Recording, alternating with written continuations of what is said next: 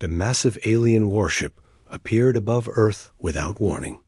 It was bigger than any human city, casting a shadow that covered half of New York. The ship's smooth metal surface reflected the sun like a dark mirror dot inside the United Nations. Building, Admiral James stood before the Emergency Council. His gray hair and stern face showed years of military experience. "They call themselves the Galactic Empire," he said, pointing at the holographic display. "They control over 10,000 star systems." The alien message played again through the speakers. A tall creature with blue skin and 4 arms appeared on screen. This was Lord Kron, Supreme Commander of the Empire's Fifth Fleet. His voice was cold and mechanical through the translator. "People of Earth, you have one Earth rotation to decide. Join the Empire as servants, or face complete destruction." President Miller, a woman in her 50s with sharp eyes, turned to her advisors. "What are options?" Dr. Smith, the chief scientist, shook his head. "Their technology is centuries ahead of us. One ship could destroy our entire planet." But Admiral James had a different look in his eyes. "There's something they don't know about humans," he said quietly. The room fell silent. "What do you mean?" President Miller asked. "Every species they've conquered gave up when faced with superior technology. But humans... we have something different. We survived ice ages with stones and sticks. We split atoms when everyone said it was impossible. We went to the moon with computers less powerful than a modern phone." General Black, head of Earth's Defense Forces, nodded slowly. "You're suggesting we fight?" "I'm suggesting we do what humans do best," Admiral James replied. "We adapt, we survive, and we never, ever give up." The council members looked at each other. Outside, the alien ship hung in the sky like a metal mountain. Captain Ross, leader of Earth's new space defense program, entered the room. "Sir, we've been monitoring their communications. They're absolutely certain we'll surrender." "Why?" President Miller asked. "Because every other species has. In their entire history, no primitive world has ever fought back." Admiral James stood up. "Then they're about to learn something new about the universe." The president looked around the room at her advisors. Each face showed fear, but also something else, determination. "Send them our answer," she said firmly. The message was simple. Earth does not surrender. Lord Kron received the message on his command ship. His 4 arms moved in what his species considered laughter. "Foolish creatures, prepare the destruction beam." But on Earth, something remarkable was happening. Every nation put aside their differences. Every scientist shared their research. Every factory started building weapons. Humanity united like never before. In underground bunkers, Dr. Smith worked with his team day and night. "The aliens use energy shields," he explained. "But I've found something interesting in their own transmitted signals." His assistant, young Dr. Lee, looked at the data. "These frequency patterns, they're leaving gaps in their shields." "Exactly. They never expected anyone to look for weaknesses, because no one ever fought back before." Above Earth, Lord Kron grew impatient. "These humans amuse me. They're actually building weapons. Don't they understand the power difference?" His lieutenant, Commander Tor, checked the scanners. "Sir, they're launching something." "Missiles?" Lord Kron laughed again. "Our shields will stop them easily." But the humans weren't launching missiles. They were launching something unexpected. Thousands of small satellites, each one broadcasting signals on specific frequencies. Admiral James watched from the command center. "Remember," he told his team, "humanity's greatest strength isn't our technology. It's our refusal to accept defeat." The satellites surrounded the alien ship like a swarm of metal bees. Lord Kron watched, confused. What are these primitive devices doing? Then Dr. Smith pressed a button. All satellites broadcast. simultaneously creating interference patterns that found every gap in the Empire's shields. "Impossible," Lord Kron shouted as his shields flickered. "No primitive species could understand our technology."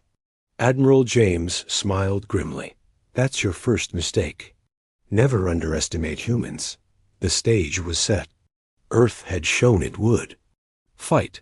The Galactic Empire had been challenged for the first time in its history, and humanity was about to prove why they deserved a place among the stars. Asterisk. The first human attack began at dawn. Admiral James stood in the underground command center, watching dozens of screens showing military bases around the world. "All units, commence Operation Swarm," he ordered from hidden silos across Earth. 10,000 modified missiles launched. Simultaneously. They weren't meant to destroy, they were meant to confuse. Each missile broadcast the same frequency patterns that the satellites had discovered, creating a storm of electromagnetic chaos around the Empire ship. Lord Kron watched. His displays flicker and dance with interference. "Primitive rockets," he scoffed. "Increase shield power." But then the real attack began. Russian heavy bombers emerged from cloud cover, firing experimental railguns that Dr. Smith's team had built in just 24 hours. The projectiles were simple metal rods, but they moved at incredible speed. "Sir," Commander Tor shouted, "the interference is creating temporary holes in our shields. Some projectiles are getting through." A first rod struck the Empire ship's hull with tremendous force. It didn't penetrate deeply, but it left a mark, the first damage an Empire warship had taken from a primitive world in over 3,000 years. Lord Kron's forearms tensed in shock. Impossible. Absolutely impossible. But the humans were just getting started. Chinese cyber warfare units had been analyzing the Empire's communication signals. They couldn't understand the alien language, but they recognized patterns in the data streams. "We're in," announced Colonel Long from Beijing's Cyber Command. "We can't control their systems, but we can flood them with garbage data." Thousands of computers worldwide began transmitting random information directly at the Empire ship. To the aliens, it was like having someone scream nonsense in their ears, constantly. In India, Dr. Patel and her team of mathematicians had found something interesting. "Their ship moves in predictable patterns," she told Admiral James over video link. "They follow mathematical sequences that repeat every 43 minutes. Send the pattern to all fighter pilots," James ordered. "American stealth fighters. Invisible to radar, use this information to predict exactly where the Empire ship would move next." They fired their missiles at empty space, knowing the alien ship would move right into the path. The missiles exploded against the Empire's shields, causing no damage, but sending a clear message. Humans could predict their movements. Lord Kron was furious. How? How are these primitives doing this? Commander Tor checked his instruments. "Sir, they appear to be learning from us. Every attack is based on something we've shown them." "That's impossible. It takes centuries to understand. Empire technology." But humans weren't trying to understand it fully. They were doing what humans did best, finding quick, dirty solutions that worked well enough. In Tokyo, young Captain Tanaka led a special team of engineers. They had captured a small Empire probe that had been scanning Earth. Instead of trying to understand its advanced systems, they did something simpler. They attached Earth explosives to it and sent it back. The probe returned to the Empire ship automatically. When it entered the hangar, the explosives detonated. The damage was minimal, but the psychological effect was huge. "They used our own probe against us," Commander Tor said in disbelief. Lord Kron's blue skin darkened with rage. "Call for reinforcements. Tell them we need the entire Fifth Fleet." "The entire fleet? For one primitive world?" "Do it." But Admiral James had expected this. "Phase 2, he announced to his team. "Deep underground. In bunkers built during the Cold War, scientists worked on humanity's real weapon. They had learned something crucial from the Empire's energy signatures. The aliens used a specific type of power that resonated at exact frequencies. If we can match that frequency and invert it, Dr. Smith explained to his team. We create an anti-energy field, Dr. Lee finished. It won't destroy them, but it will drain their power systems. Above them, the war continued. Human casualties. Mounted as the Empire ship fired energy beams at military installations. But for every human who fell, 10 more volunteered to fight in Moscow, London, Delhi, Cairo, and every major city. Underground resistance cells formed. They shared information, coordinated attacks, and most importantly, they gave people hope. Lord Kron observed the planet's activity. Don't they understand they're losing? We've destroyed dozens of their bases. Commander Tor studied the humans. Behavior. Sir, I've noticed something strange. When we destroy one of their groups, the others don't retreat. They attack harder. That makes no logical sense. No, sir. It doesn't. These humans. They don't think like any species we've encountered. They embrace chaos. They thrive in it. Lord Kron stared at the blue planet below. For the first time, in his long career, he felt something he'd never experienced before. Uncertainty. Asterisk. 3 Empire reinforcement ships dropped out of hyperspace near Earth's moon. Each one was as large as Lord Kron's flagship. The aliens expected to find a conquered world. Instead, they flew straight into humanity's trap. Now, Admiral James commanded. Earth's moon suddenly lit up with activity. Over the past 48 hours, humans had secretly launched equipment to the lunar surface. Hidden arrays of mirrors and lasers activated, bouncing concentrated sunlight directly at the arriving ships. The light itself couldn't damage the Empire vessels, but it blinded their sensors completely. For crucial seconds, the alien ships flew. Blind. That's when Operation David Stone began. Captain Ross led the attack personally. 50 small ships, barely bigger than fighter jets, rocketed from Earth's atmosphere. They were humanity's first attempt at space combat vessels, crewed, fast, and carrying 1 pilot each. Remember, Ross told his pilots, we're not trying to win. We're trying to show them we won't give up. The small human ships were laughably primitive compared to the Empire's technology. But they had one advantage. They were piloted by humans, who weren't afraid to die. Pilot Johnson pushed his ship to maximum speed, aiming directly at the closest Empire vessel. The aliens, still dealing with sensor blindness, didn't see him coming until too late. His ship crashed into their shield at full speed, exploding in a burst of nuclear fire. The shield held, but the Empire forces were shocked. They deliberately destroyed themselves? Commander Tor asked in disbelief. Madness, Lord Kron muttered. Pure madness. But it wasn't madness. It was determination. Dr. Smith watched from Earth as his virus finally took effect. He had hidden it in all the garbage data the Chinese cyber teams had been transmitting. The virus was simple. It just made the Empire's biological computers question every command twice. On the Empire ships, confusion spread. Why is the navigation system asking for confirmation on every coordinate? A technician asked. The weapon systems too, another reported. Every targeting solution requires double verification. This slowed their response time by precious seconds. Seconds the humans exploited ruthlessly. Meanwhile, something extraordinary was happening across the galaxy. Earth's resistance was being broadcast on all frequencies. President Miller had ordered it herself. Let every enslaved world see that the Empire can be fought. On a distant mining world, slaves with scales and 6 legs watched grainy images of human ships attacking Empire vessels. They had been slaves for 500 years. For the first time, they felt something they'd forgotten: hope. On the Empire ship, Lord Kron received an urgent message. 3 other conquered worlds had started small rebellions. They were pathetic attempts, easily crushed, but the timing was no coincidence. "The humans are inspiring others," Commander Tor observed.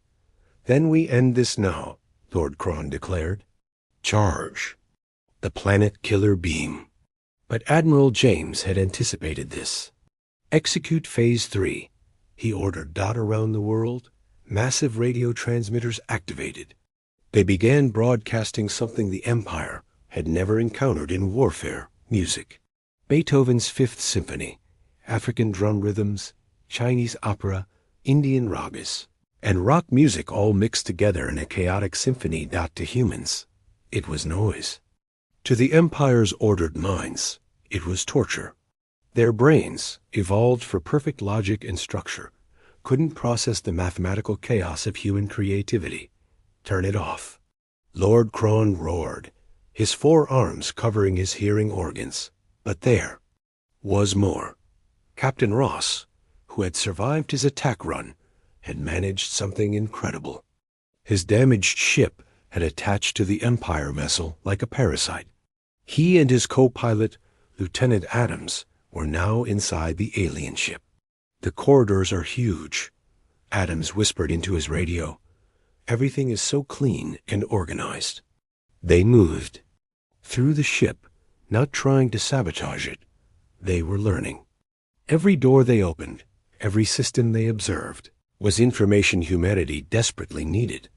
Back on Earth, Dr. Lee made a breakthrough. The Empire ships communicate using quantum entanglement. If we disrupt the quantum field around Earth, they lose instant communication, Dr. Smith finished. They'd have to rely on light-speed signals. It was another small advantage, but small advantages were adding up. Lord Kron watched his tactical display with growing concern. The human attacks weren't doing real damage, but they were relentless. Every time the Empire adapted, the humans tried something new. "Sir," Commander Tor said quietly, "I've calculated the resources needed to completely destroy Earth. And it would require half our fleet. The Emperor would have to pull ships from 17 sectors. Those sectors might rebel if left unguarded." Lord Kron fell silent. These humans had turned their weakness into strength. By fighting so hard, they made their destruction too expensive to be worth it. The Empire had conquered 10,000 worlds, but they had never faced humans before. Asterisk the message came through encrypted channels from 3 different star systems. Admiral James read it twice, hardly believing his eyes. "Sir, we are the Vex, the Runners, and the Stone People," the message read. "The Empire conquered us long ago. We watch Earth's fight with great interest. We share what we know." The intelligence was invaluable. The Vex revealed that Empire ships needed to recharge their shields every 72 hours. The Runners explained that the Empire's soldiers wore armor with a critical weakness at the joints. The Stone People shared the location of secret Empire supply routes. President Miller addressed the world from her bunker. "We are not alone. The galaxy is watching, and some are beginning to help." Light years away, on the Empire's throne world, the Emperor himself reviewed the reports. He was ancient, even by Empire standards, with 6 arms and skin that shifted between purple and black. "One primitive world causes this much trouble?" he asked his advisors. "Yes, Supreme One. Lord Kron requests the entire 5th Fleet." The Emperor's many eyes narrowed. "Send the elite guard instead. 100 of our finest ships. End this embarrassment." Back on Earth, Dr. Smith had been studying Captain Ross's intel from inside the enemy ship. "Their weak point isn't their technology," he told the Council. "It's their thinking. They've never faced guerrilla warfare." "Explain," General Black demanded. "Every battle they've fought has been formal. Two forces meet, the stronger wins. But humans wrote the book on asymmetric warfare. We've been doing it to each other for thousands of years. Admiral James understood immediately. Vietnam, Afghanistan, the American Revolution. The smaller force doesn't have to win. It just has to make victory too expensive. They put this theory to the test immediately. Instead of massing their forces, Earth scattered them. Every mountain held hidden missile sites. Every ocean hid submarines. Every city became a fortress. When Empire ground troops finally landed, seeking to capture Earth's leaders, they found something unprecedented. The humans wouldn't fight fair. Commander Tor led a squad through the ruins of New York. The city seemed empty. Then shots rang out from windows, rooftops, even sewers. When the Empire soldiers turned to fire back, the humans had vanished. Where are they? Tor demanded. His answer came in the form of an explosion. Humans had buried bombs in the roads. They had turned their own cities into traps. Meanwhile, President Miller played her own game. She sent a message to Lord Kron. We wish to discuss surrender terms. Lord Kron was suspicious, but agreed to negotiate. For 12 hours, human diplomats talked, argued, and stalled. They asked about every detail of the surrender, pretending to consider it. What Lord Kron didn't know was that this was buying time. In Antarctica, hidden under miles of ice, humanity was building its ultimate weapon. Dr. Lee called it the resonance cannon. Every Empire ship vibrates at a specific frequency, she explained. If we match that frequency and amplify it, the ships will shake themselves apart, Dr. Smith finished. But they needed more time to complete it. So the negotiations continued. Captain Ross, still aboard the Empire ship with Lieutenant Adams, made a discovery. Admiral, you need to hear this. I found their communication center. They're not just talking to their fleet. They're connected to every Empire ship in the galaxy. Can you access it? Better. Adams is a programmer. She thinks she can insert a message into their network. The message was simple. A video of human children singing a song of hope, transmitted to every enslaved world in the Empire. The Empire tried to stop it, but it was already spreading, copied and recopied across thousands of systems.